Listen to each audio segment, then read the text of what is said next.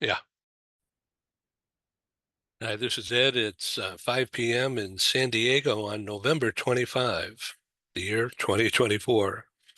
It's getting dark here, but as you can see, the sun is behind me. So that means it's on the other side of the world, and it's daytime across Asia Pacific. And we'll have a few people from that region joining us in just a few minutes on this edition of Global Business News TV. It's called Hello and Good Day, APAC. So this show is about building international business relationships. So stay tuned. We'll be right back. This is Ed, and welcome to Global TV Talk Show. I'm based in San Diego. It's just about 5 p.m. on November 25, the year 24. And with me is LA-based Dr. Ken Lloyd. Welcome, Ken. Thank you very much. Nice to see you. Nice to see you. Well, the show today is called Hello, APAC. In other words, Asia Pacific region. It's already daybreak there. So there's some people waiting to get in. So stand by, please.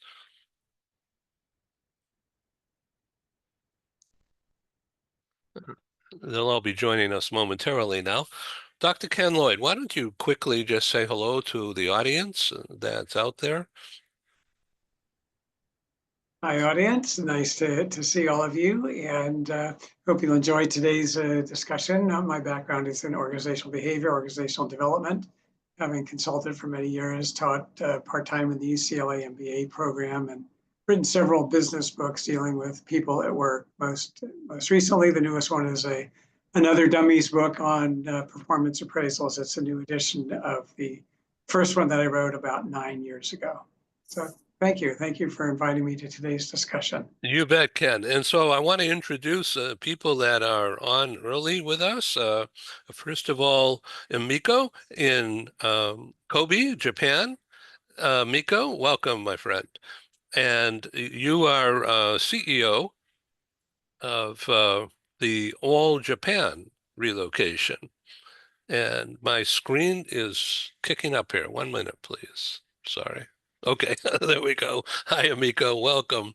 And Yeah, from Hong Kong, Beverly Sun, old-time friend. Thank you very much for being on the program.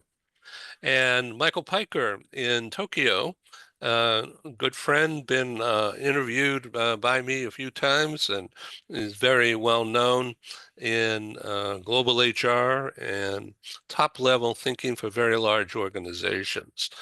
Mike, welcome. Thank you. Welcome. And joining us now is Charles Leo. Charles, for the first time, I am Ed. I'm in Hello. San Diego, and we have with us Dr. Ken Lloyd in LA. Charles, welcome. Tell us a little bit about yourself, Charles Leo. So I'm the commercial director at Asian Mobility Services. So it's essentially a household goods DSP and immigration company. We're basically based in Singapore as the headquarters and China as well. So those are the two locations that we're covering. We're part of a larger group, the Volman Group in the Netherlands. So we form sort of the APAC entity for Volman. Great. Well, thank you very much. I'm very familiar with that organization. They have participated in some of my European meetings pre-COVID, and I hope to meet them again. So, hi, Amiko. You had a good time in Washington. I saw all your photos. Okay, it's great. Yeah, welcome. And I very much would welcome your colleague when she can come in. I got a memo that she will be delayed somewhat. Okay, so Beverly, how's it going? Did you enjoy Washington? Oh, absolutely. It was just so beautiful. And of course, seeing everyone at the conference, I thought it was a very lively event and very engaging. So had a good time. Thank you. Great. Thank you so much. So, you know, when I set up the time zone thing, I did it using one of the online world clocks, and it was before daylight time switched, and so maybe that's why I screwed it up. I'm sorry for the delay, but thank you for sticking with. So tell me, Beverly, what's going Yes. on across your network? Must be really Well, busy.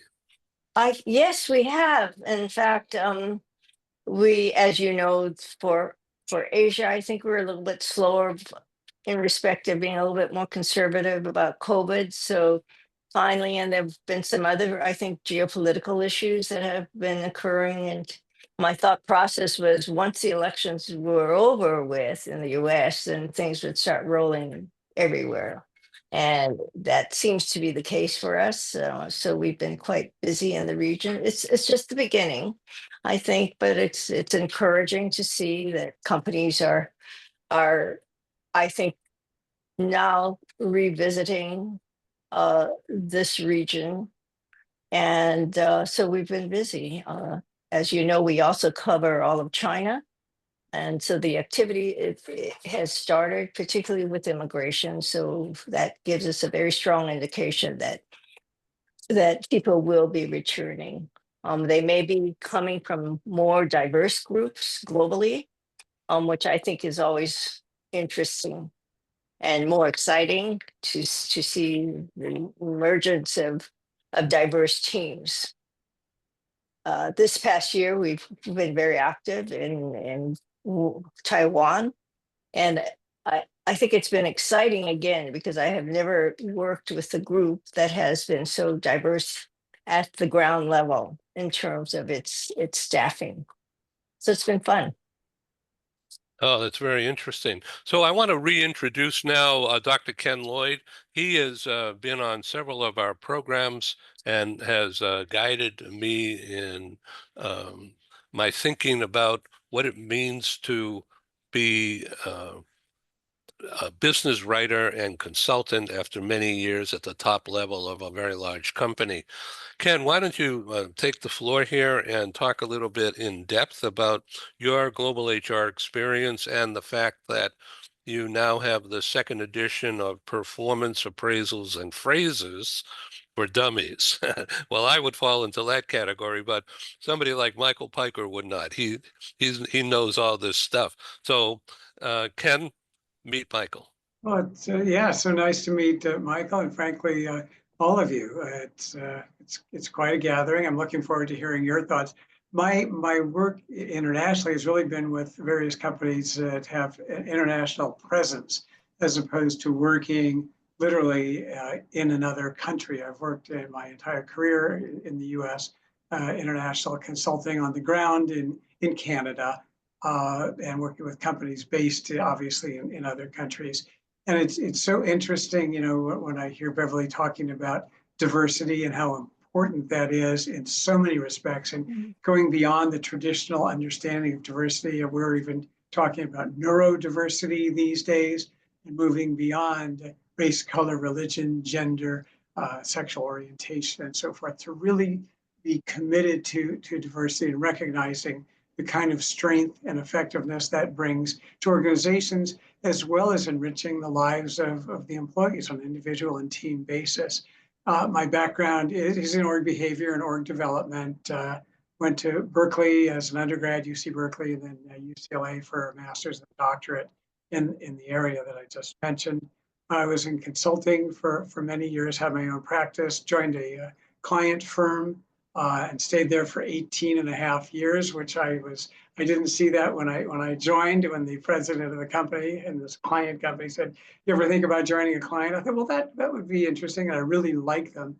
And frankly, it was kind of fun as a consultant to be able to implement programs, policies, and practices and really stay with them, develop them over the years with a very interesting and team that's receptive to new ideas and new approaches, and certainly getting into the importance of diversity. The company manufactured medical apparel, is one of the largest medical apparel manufacturers in the world, and certainly selling the product worldwide and manufacturing most of it overseas. So there was that connection as well. All the while, I was always writing. It's been one of my passions and hobbies. I've written as Ed nicely mentioned, kindly mentioned, a book 15 years ago on performance appraisals and phrases and for dummies. And frankly, they asked for a new edition, which I just completed, which will come out in about a month. But along the way, writing other books dealing with effective management, dealing with people, dealing with difficult people at work, recognition, selling, improving sales skills after studying salespeople for quite a while and extending findings of that into a hands-on guide to help in the persuasive process. Was kindly introduced to Ed by Paul Falcone, who's an HR expert, and have always enjoyed since then working with Ed and meeting the very interesting professionals that he brings into these programs. I'm both delighted and honored to be part of this. Michael, thanks for your time again. So how's it going? Settling in better? Yeah, there's a lot going on. You probably read China and Japan have introduced a new bilateral agreement without visas. The beauty sector is still a little bit challenged. Life is good. But yeah, overall, very positive. Oh, that's really good. So tell me about Shiseido. Are they active relocators? Yeah, I've run, I guess, mobility in 8 huge companies. This is probably one of the smaller programs I've had. As Emiko knows, outbound Japanese mobility practices hasn't changed much over many years. And we're moving from a very expensive policy to something that's more in the market. So telling assignees that they're actually having a reduction in pay is always very unpopular, but you need to do it. So that's been challenging. I guess the bigger issue is travel retail in China's economy for all sectors is very challenged at the moment. So consumer sentiment is not so strong. Macroeconomic indicators in China right now are actually quite weak. And with the tariffs that are coming from Trump, it's going to be quite a battle in the next couple of years. So that's a very quick summary. Yeah, well, thank you. So, Emiko, you have recently been recognized by the relocation industry for your wonderful expertise and hands-on care. Thank you. I welcome you to describe more about Okay. All Japan relocation for our global viewing audience. Yeah, okay, thank you. Yes, it's getting recognized, but we, how do you say, it's hard to say because we provide our service at the beginning. It always goes to the hospitality, but recognize is we have to, of course, let them know we are here. Then we try to keep our, how do you say, our service as much as possible, try to adjust, what they want. That's all about it.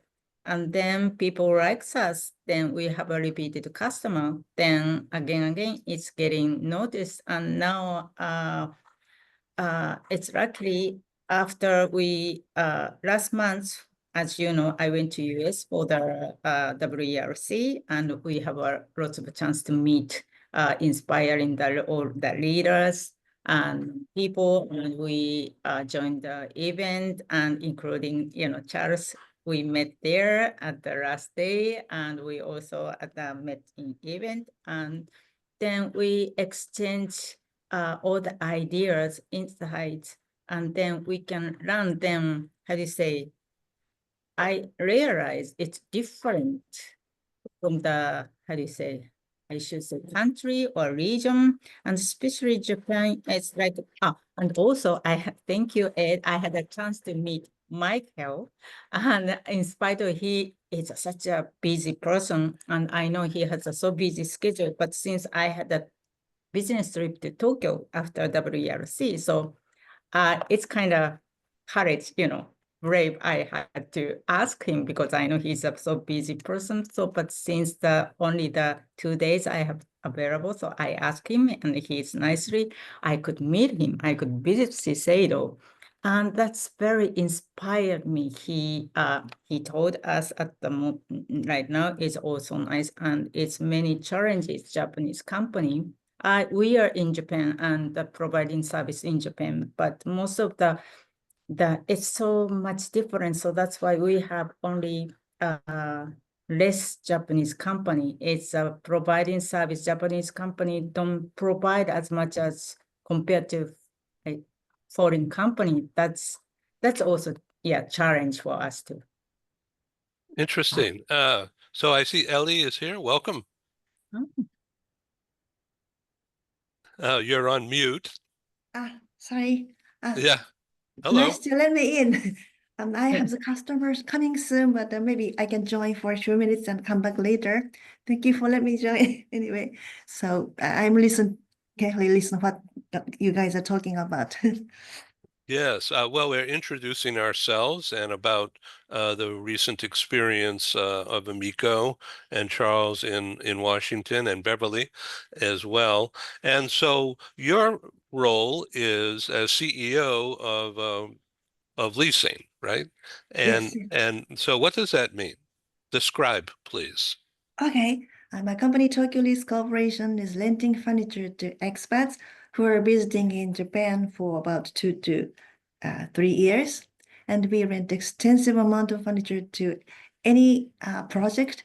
We have 2 showrooms and we have the large warehouses around Tokyo. And we also have the cooperation with Emiko, and she can supply furniture to the west part of Japan, and we can supply to the north and east part of Japan. So we're working together to supply furniture and making a furnished apartment for the experts who are visiting in Japan.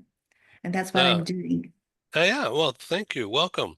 Welcome back, Beverly. And so are you familiar, Beverly, with Ellie from Tokyo Leasing?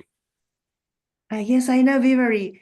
I actually met her a long time ago before COVID, and she kindly let me in together with a taxi going to, I forgot, and I think it was in Seattle. So nice to see you, Vivari.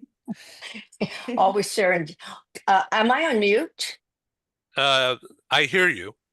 Oh, okay. Yeah, I said all these meetings are serendipitous. You know, it's all intended. So pleasure to see everybody this morning.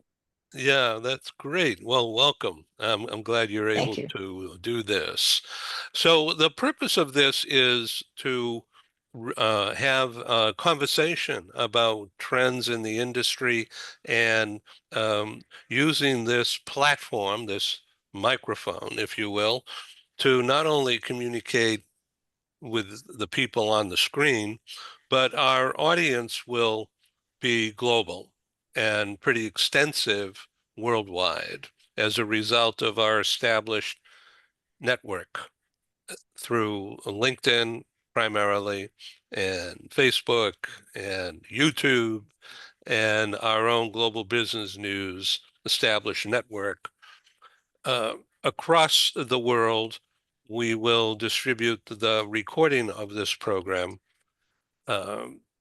nonstop, free access, no toll gate, because we want eyeballs. We want to have customers.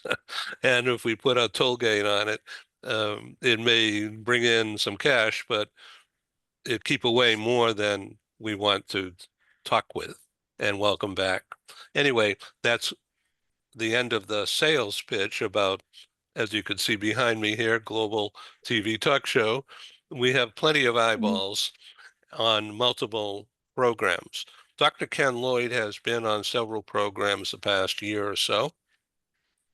Ken, for the audience here on screen as well as out there in the world subsequent to tonight's original production date, tell Michael and tell Charles and tell Beverly and tell Ellie and tell Amiko why you think this is an effective medium to use for your purposes as a business writer, as a business consultant, and as somebody with, for many years, finger on the pulse of organizational development and organizational psychology. Okay, well, looking specifically at what you have with Global Talk Show News, it's interesting because today to get messages out to people, this is a wonderful forum for that. And it goes wide. And to me, these sessions are always interesting, they're informative, they're educational, and they're entertaining. And that all goes back to what you, as the individual who puts all of this together, bring to this. You have very interesting people, and you draw out, very interesting conversations. And they'll be academic, they'll be research-based, there'll be opinions, there'll be stories, all of which enhance the learning process. I mean, we know that for learning to be effective, we really like to see it's two-way, it's interactive, people are getting feedback, they're able to practice. But frankly, in today's virtual world, and particularly with hybrid workplaces, these kinds of sessions are getting better and better in helping people learn and grow and develop. And that's a major positive. But again, we've been on some that are so canned, not yours, but others, that everything seems mechanical and overdone and refried, and it's not that interesting. By design, Ed, you want these unscripted. You want people to talk, say what's on your mind, what have you experienced, what have you learned, what do you think of what was just said, and that makes for an interesting dialogue. And even if I'm a viewer out there and I'm not a participant, I'm interested in this conversation because it is not just some staged mechanical program, but rather interesting people talking about interesting topics in interesting ways. It's not all so rigorously put together that it's tough to understand, and yet it's not so basic that, oh, I already know all this stuff. It's in that zone where people can really learn. So I think it's a very effective medium that you, Ed, have selected. I know you were in print media before, and it's not just the medium, it's the way that you handle it. And frankly, the kinds of guests and professionals that you bring on to share their ideas and insights. I really appreciate that. But let's go a little deeper into you. You're in Hollywood and have been impacted, of course, by that exposure over the years. And tell me about the conversations that you've had with some of the people who you've met on our show with me not present. And I don't want to know any secrets, but the kinds of topics uh, that I've been fortunate enough to develop for broadcast and conversation in this format, which is totally unscripted. But I'll tell you, it's content collaboration is our superpower, our best practice. And we give people who are going to be on the show media prep so that they're not afraid of this little green light right here. And they just need to learn the basics of media, and we teach that gladly. So, Ken, in your book coming out in a few weeks, Performance Appraisals and Praises, if I get this wrong, please correct me, for dummies. So a dummy is someone who's like me, who's not in the business, but attached to it. Yeah, well, first, let me talk about the people that I've met on your program, all of whom have been interesting. There have been follow-up conversations in a number of cases, but people I normally in my course of work might not have met. Joe McGuire, who's a specialist in reading people's faces, and it's not just light, it's really digging in deeply in that area. Stephen Howard, who's developed a term he calls humany, bringing the whole human side and harmony into work. And I could go down the list off the top. Such interesting people, which is nice. Again, sometimes in today's work environment, the paths might not cross, or maybe you're at some conference and you say hello, and it goes. This really helps develop those kinds of relationships.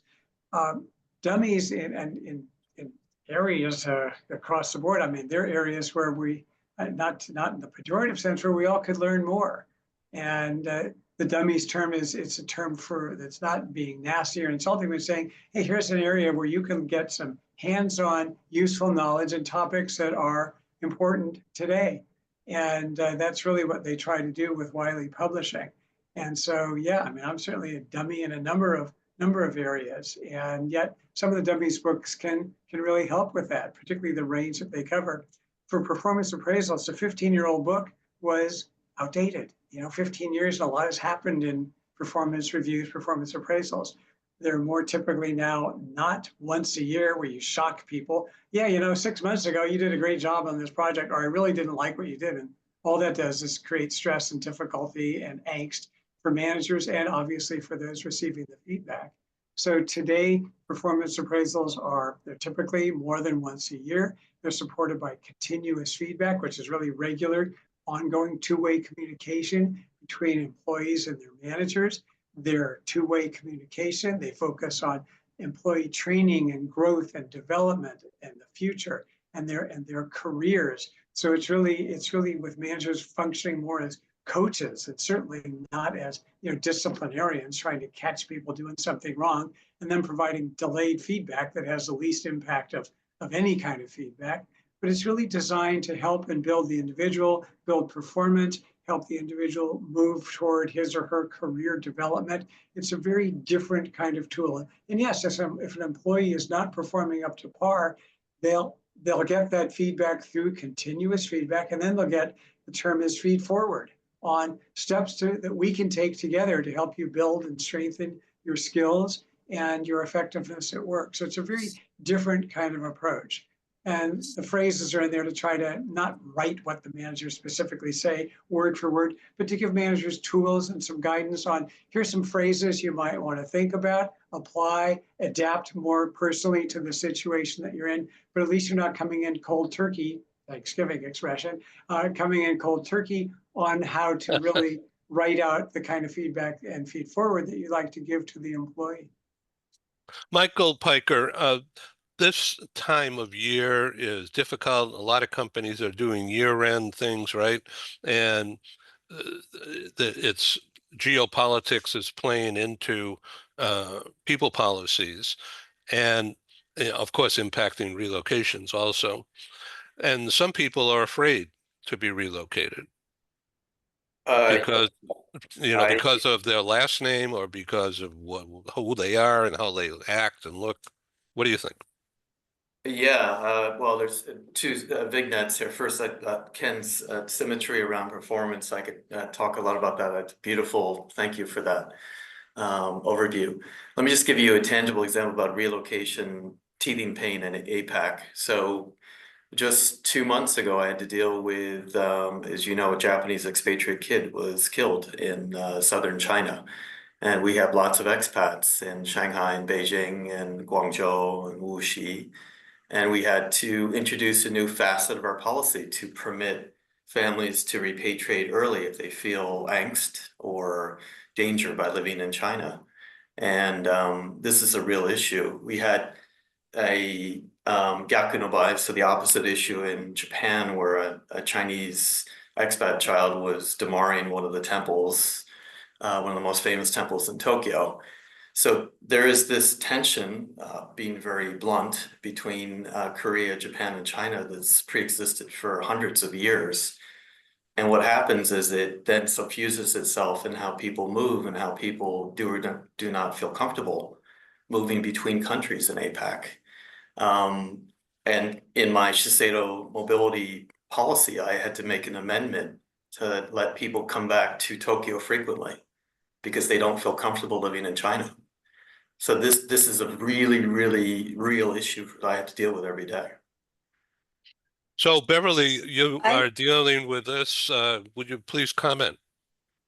I first of all, I'm going to just address Dr. Lloyd. I love the approach of not being simply a structured dialogue or structured programs that you take time to expand. I think one of the challenges in our own industry is that we're so busy looking to physically relocate people that we forget the heartbeat.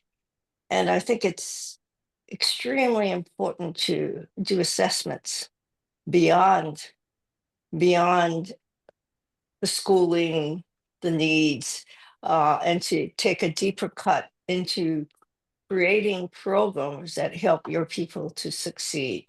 So thank you for that, Dr. Lloyd. Mike, I totally appreciate. Ken, no doctor. Oh, thank you for the permission. I will call you Ken thereafter. Mike, I think, yes, those situations are extremely traumatic, just as 7 October was when that occurred. All expats had to be air vac urgently. And the concept of taking people on home leave more frequently should be looked at in total, because I think it's extremely difficult to transfer people from culture to culture, particularly when they are so group based.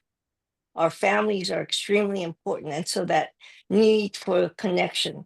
If you're in the US, you're probably glad to get away from the occasional Thanksgiving and all the obligatory um, trimmings that come with that. I'm being a little facetious, but it's a different culture where it becomes exciting. Whereas for an Asian culture, that fallback and comfort. I mean, I'm so pleased to hear you creating that as part of your package, because it's meaningful. Yeah, our assignees requested it because they felt unease by living in China, and I had to, rightly, my CEO, Metsang, we have 7,000 people in China. We have a massive footprint and massive That's right. number of assignees, and they just didn't feel comfortable living there. And so I had to That's react fast.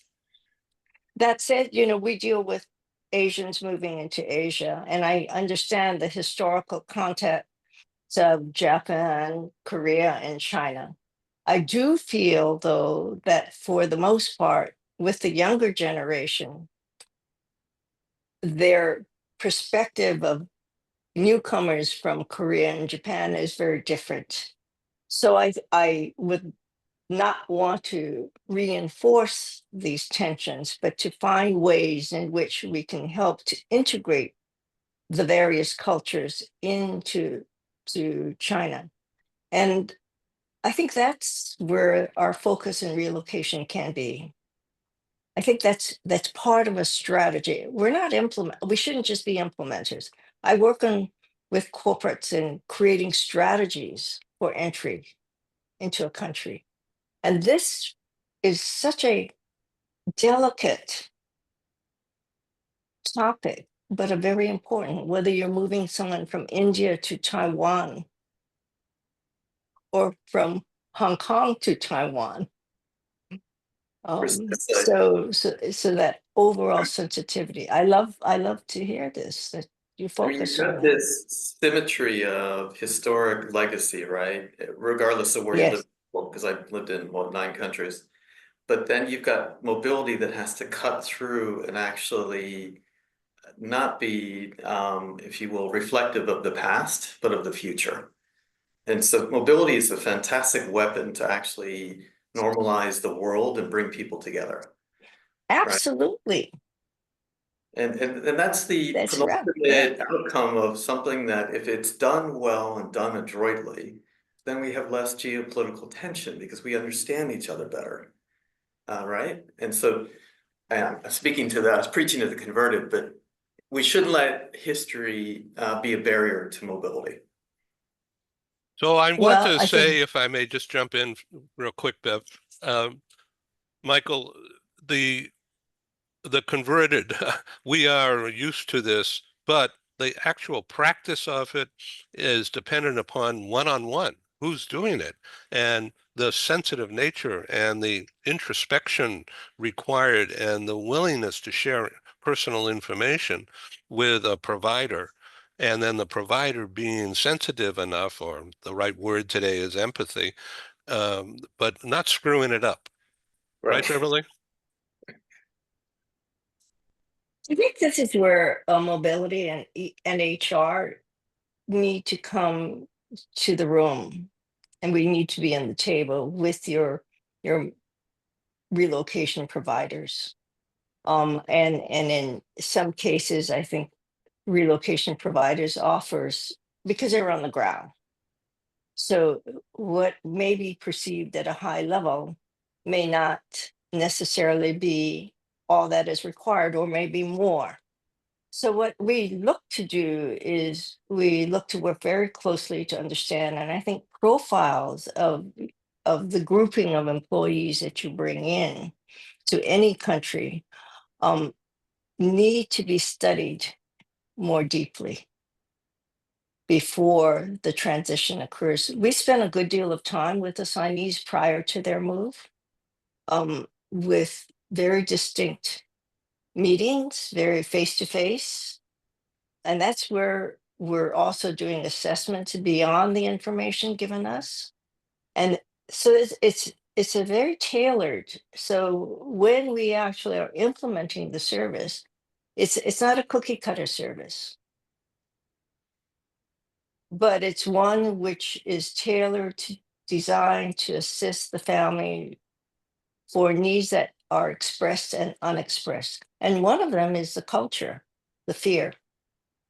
If you're going to Korea, to China, and we've been putting people in third tier cities, and there's a tremendous amount of fear. So it's all a matter of unleashing, using the history in a positive way. And Michael, the commonality, I think, is important. That's yeah. it. I'll Michael, let others speak.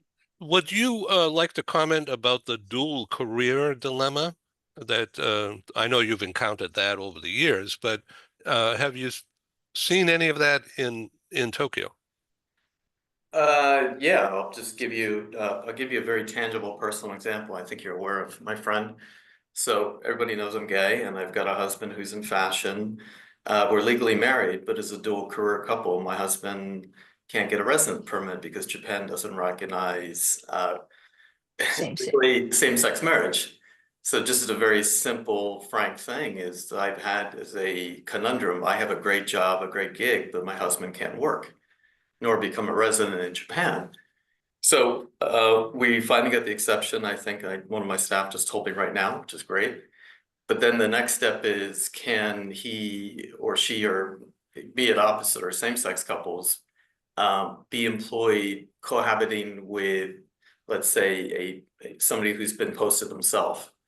Now, you know, all of us can do this in other countries, but when you get to, because I lived in China and Singapore and Japan for years, Japan's the more trickier one because of this issue about immigration employability.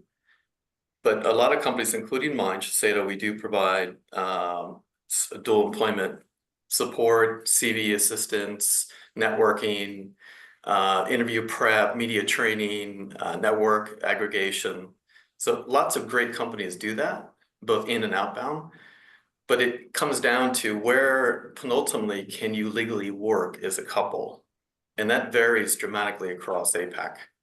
So some jurisdictions allow it, some don't. So you've got this duopoly of immigration meets GM policy, and they don't always synchronize so well. If that makes sense. Michael, thank you for sharing this very sensitive topic. I'm aware. Yes. Let's bring in Amiko and Charles. So Amiko, you're hearing all this stuff, and I'm sure in your company, it's large and effective in so many areas, helping so many people. And I know your specialty, your superpower, Amiko, is your personal care for people. So I'd like you to feel comfortable explaining that a little bit to the audience. Well, that's the only things I wanted to point out is like I told you, the hospitality, but back in the hearing, not our service. I'm just thinking of, you know, talking with Beverly and Michael, how difficult, as you say, for us to, you know, Japanese company, I wanted to do, we are the, you know, DSP, you know, destination service provider in Japan. So we are providing service for the foreigner who are coming to Japan inbound. So we are trying to understand, you know, all over the world, you know, who come from United States, England, and of course Taiwan, and then we try to understand, and we really try to work with them. but now we're challenging it. Well, not challenge, maybe it takes a few years. That's a Japanese, I wanted to do the outbound, but even the Japanese, for me, Japanese company is already, I can see the hard work, like a budget and also the so many processing. But of course, Japanese people, like Michael said, who go to expats going to abroad, they wanted to very comfortable with being with the Japanese people. And of course, then they wanted to, it's so nice, coming back to Tokyo often. It's also feel safe in the surrounded with Japanese. So how do you say? But it's so how do you say? How do you say? I don't know. Mikey, can you help me? あ、いいよ。なんか、日本語で英語でできるよ。And not English things. It's hard to explain even Japanese. It's hard to provide in service for the Japanese people, the Japanese. Because the outbound Japanese have extremely unique requirements. Yeah, that's that I are wanted. probably different from any other outbound nationality I've dealt with. Meaning there's great care, total care, no risk. Give you 5 specific examples. Emiko and all my colleagues, I'm sure, know this. So the Japanese market basket for the cost of living allowance is very specifically tailored to Japanese shopping at Japanese department stores in host cities. It's very specifically only going to Japanese expatriate schools in the host location. The way in which Nippon Express ships your stuff, the way the white glove service works, it's very high touch VIP service because it's very specific to Japanese culture. I can give you a list of, but Emiko, not you got a koyu no bai, something like this, right? Is what you were trying to mention, right? Yes. It's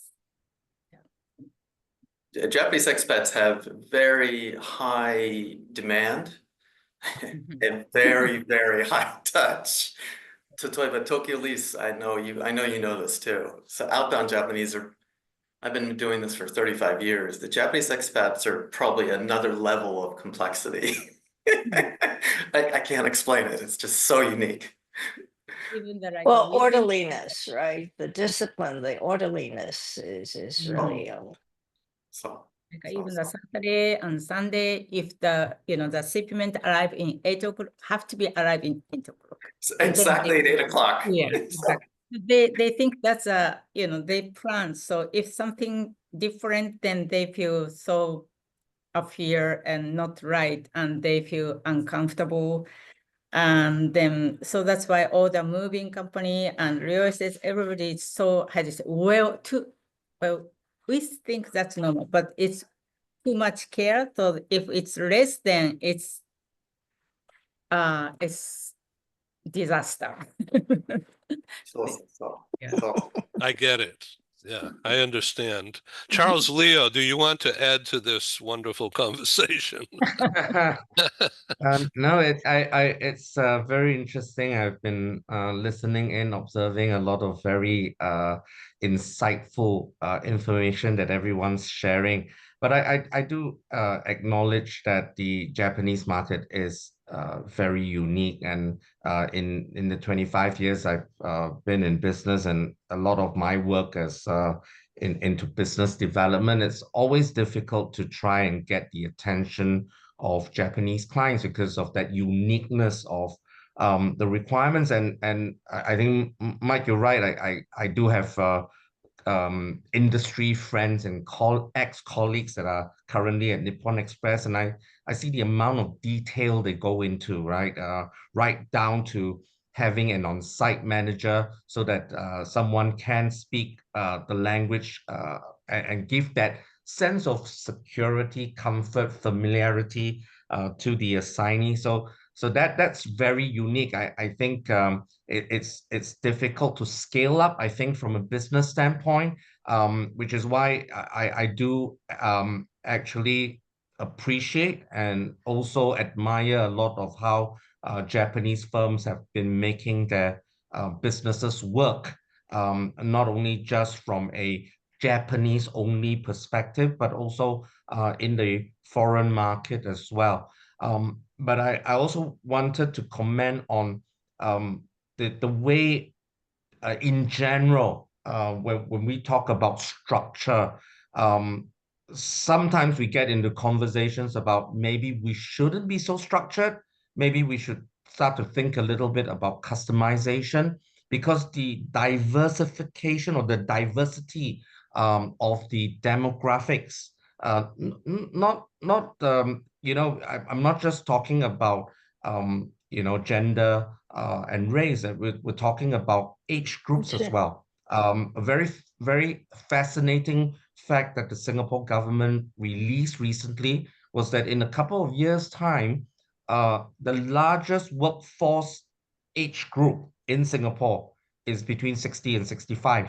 That is really very worrying, right? So naturally, that would mean the need for talent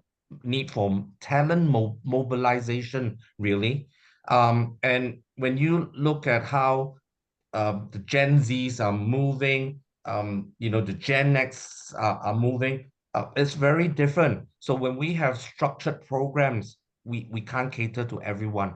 Yet every time we get to the stage where we start to, sort of the money end of the conversation, invariably it moves back into structure because of pricing. So this is interesting for me because I hear how everyone's saying we need a little bit of diversity, even in the programs, even in the price structure. But this is, in my opinion, not happening quickly enough. And we try as service providers to listen to our clients, and we are listening. But each time we try and formulate something that is maybe a little bit more customized, we do end up going down the traditional route anyway. So that's sort of my sort of response and thought process as I was listening to everyone. So the traditional route works for you guys. You all know it, and it's what gets things done. And then on top of that, you have the specific personal approach, correct? Yeah, that's true. We try at least, we try anyway. But in terms of being able to cater, there's also the problem of scaling, right?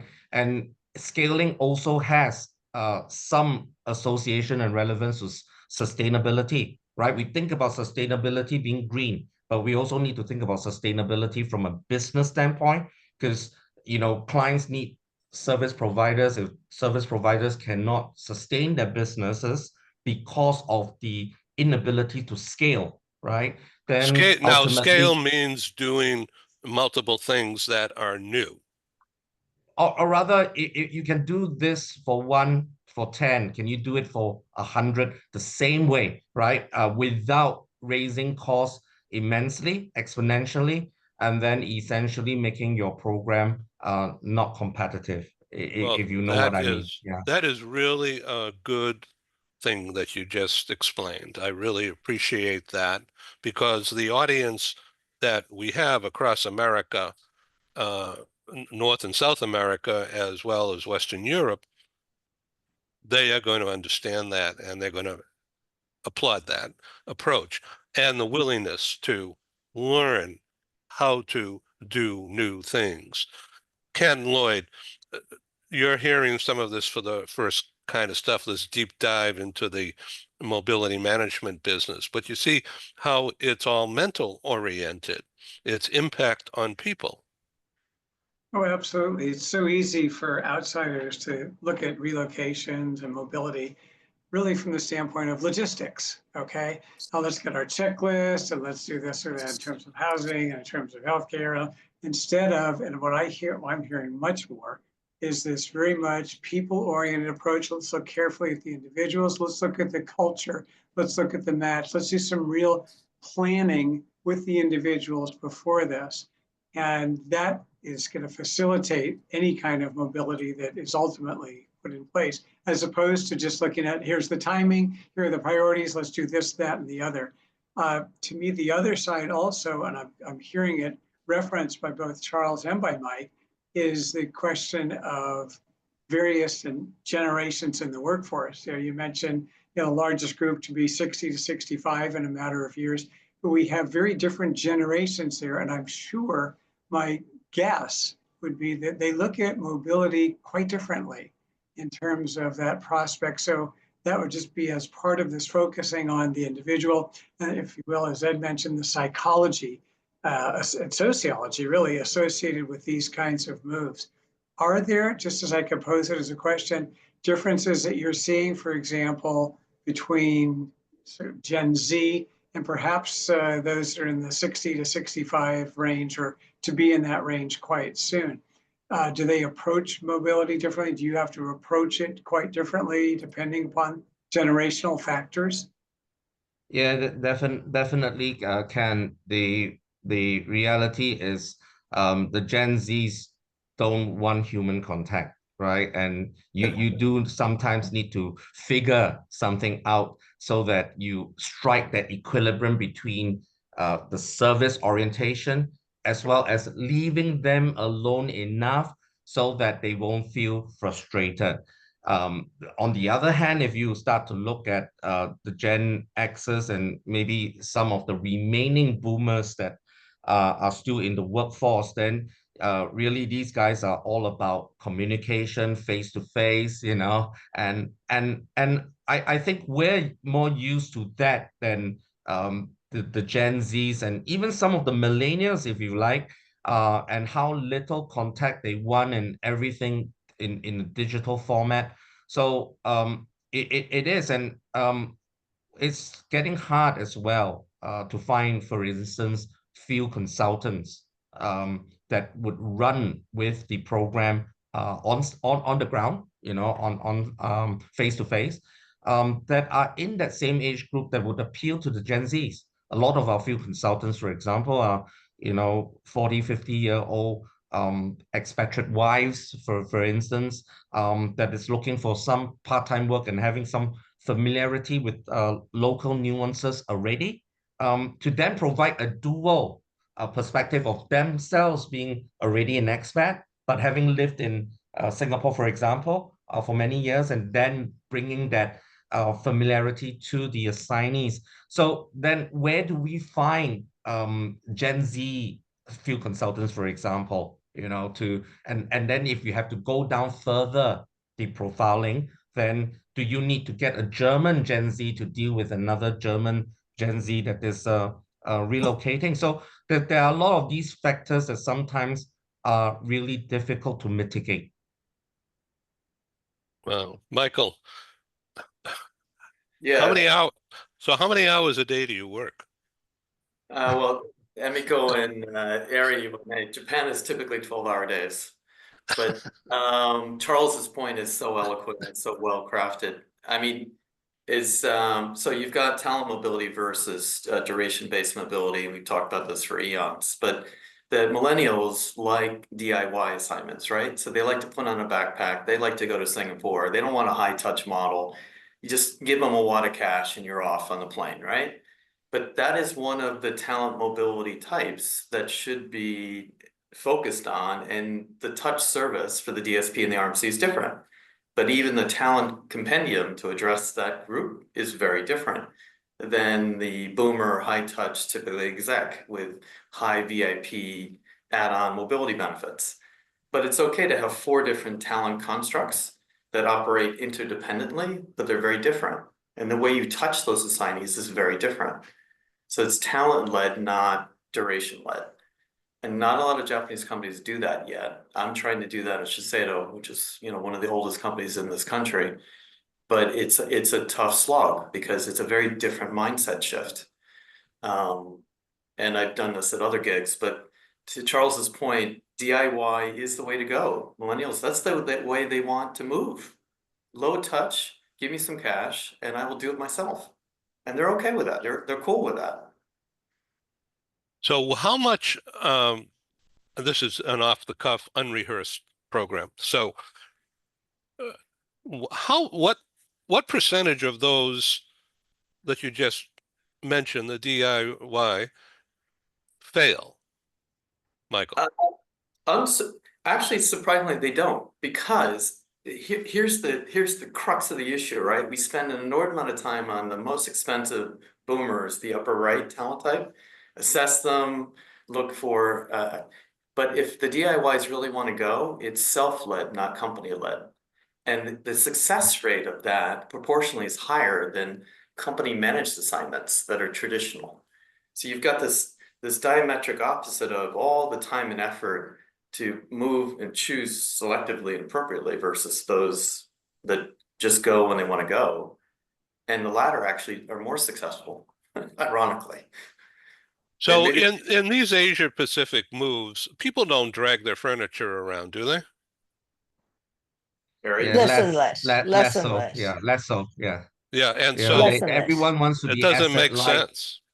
Yeah. Well, you don't even have the room to transfer your furniture because the sizes of apartments varied, and Yeah, that's true. obviously they're That's true. reduced more than not. Yeah.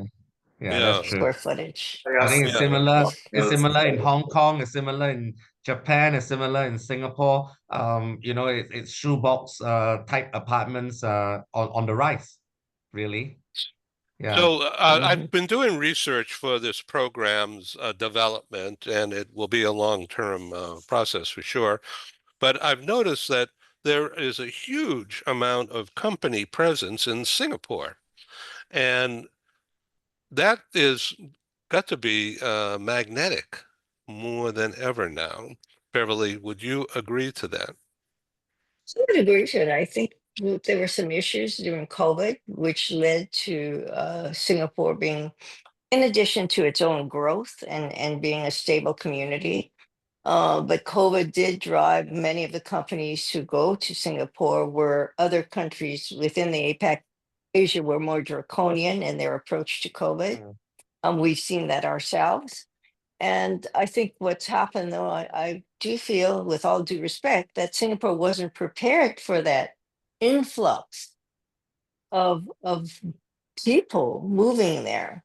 So, but they've now adjusted. But what needs to be done, and this is where I believe the government will be a little bit more proactive, is to be more prepared for the future, because Singapore will continue to be an important base for many companies for a variety of reasons.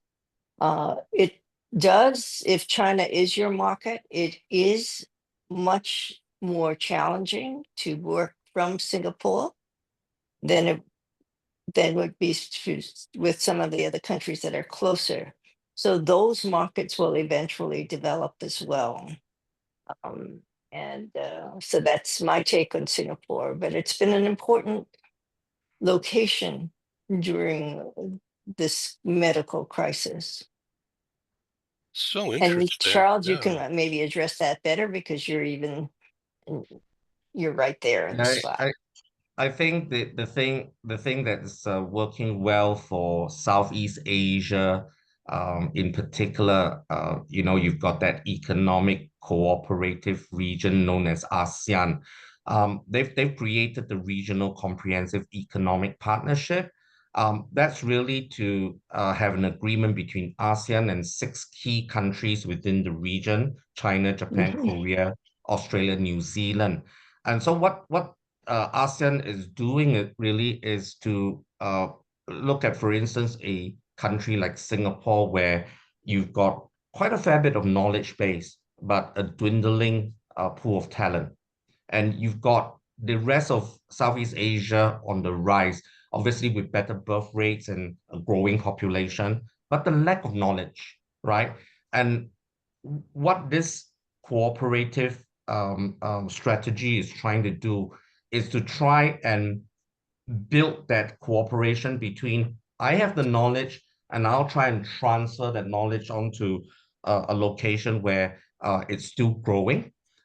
Meanwhile, we could have that knowledge transfer being done with some of these fledglings, if you like, if I can call them that, um, get relocated to maybe some of the more developed economies. And that is really why, and Singapore takes the lead on that. And that's really why a lot of corporations are constantly starting up in Singapore, whether it be it Asia Pacific headquarters, and some even global headquarters placed in Singapore. So I think this is necessary. I mean, when you look at down the chain, we're sort of past talking about shared resources, but it still exists. And I think between governments and between governance, there's a lot of shared resources that different countries are talking about. And Asia is unique in the sense that it's not, the United States with that many states, nor is it Europe, if you like, with a single economic region. We're still trying to do our own things while at the same time looking at how we could collaborate so that this economic region can thrive. And there's still a lot of growth potential, not just in Singapore, especially for the rest of Asia, simply because Singapore is a lot more developed by now. But we need to continue to stay ahead by having these initiatives, really. Charles, this is wonderful Sure. to have you on the show. We have around 5 or 6 minutes remaining.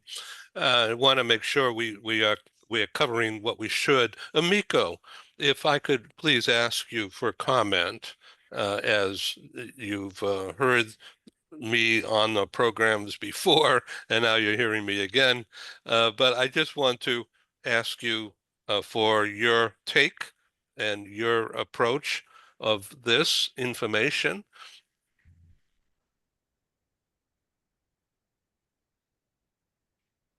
Is she still with us? Miko, you're muted. Oh. You need Okay, sorry, I was in mute. And also sorry, I took a long meeting room. Construction is going on, the noise. So, okay, what information? Yeah, all this information that you've just heard. Would you like to comment, and as we come to a close here? Oh, okay. Well, definitely for Asia, APAC, Singapore is the leading and keep developing, and it's all RMC and many companies there, and of course, including Japanese companies. So it's kind of, but it's not, but it's getting very expensive. Singapore.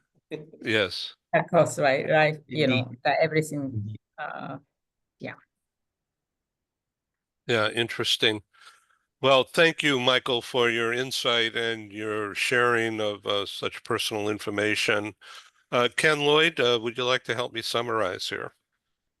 Well, as I look at the way that you've represented this industry and what you do so well, I think of all the traits, managers have in terms of communication, hard skills, soft skills and all, but one thing you clearly need to be as successful as all of you have been is agility.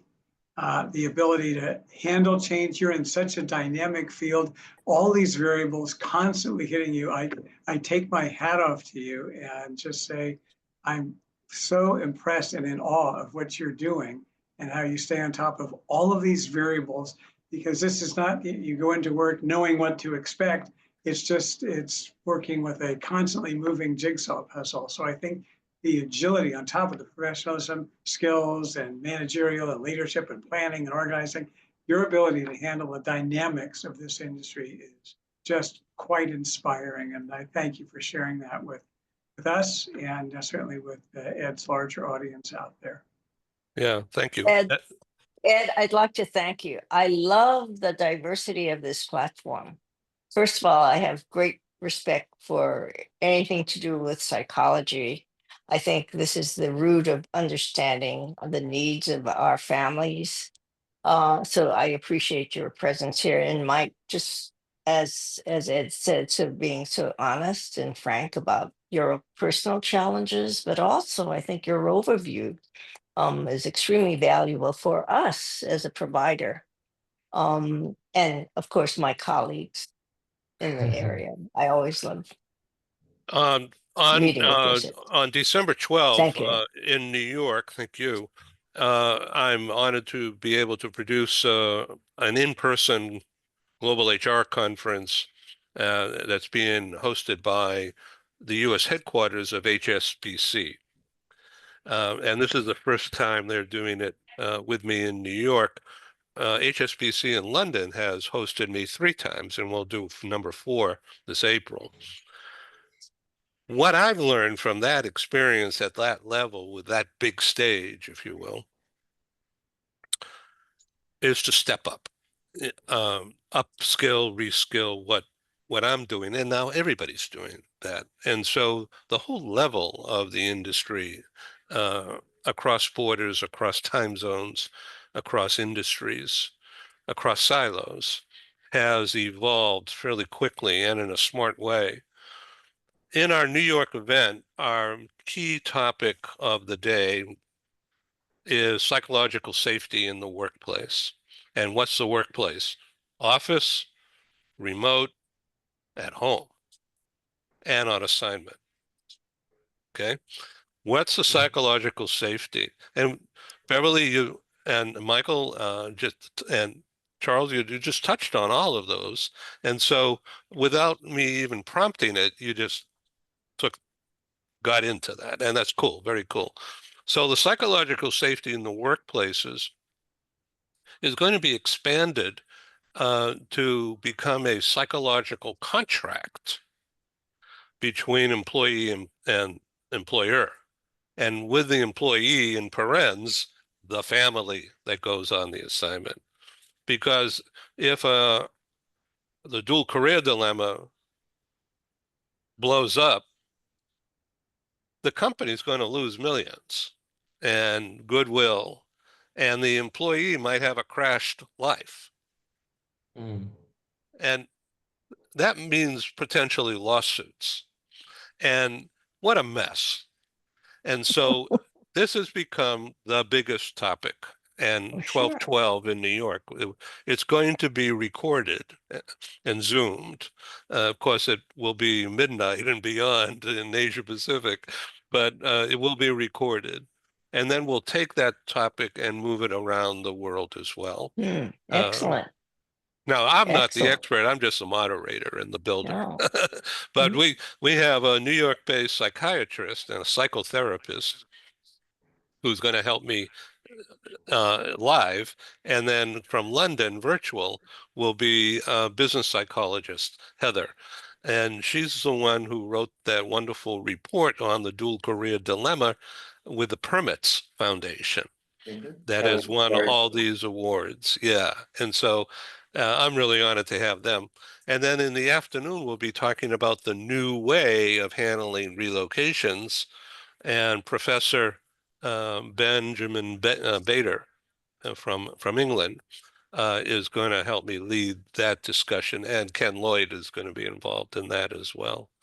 So thank you again, Asia Pacific, and for doing this. And please come to the next edition. I don't know when it'll be, probably after January 1. And thank you. And you'll all get a copy of this program tomorrow, my tomorrow. And if there's any questions or issues, tell me. All ears. And may I just take the opportunity to wish everybody a happy Thanksgiving.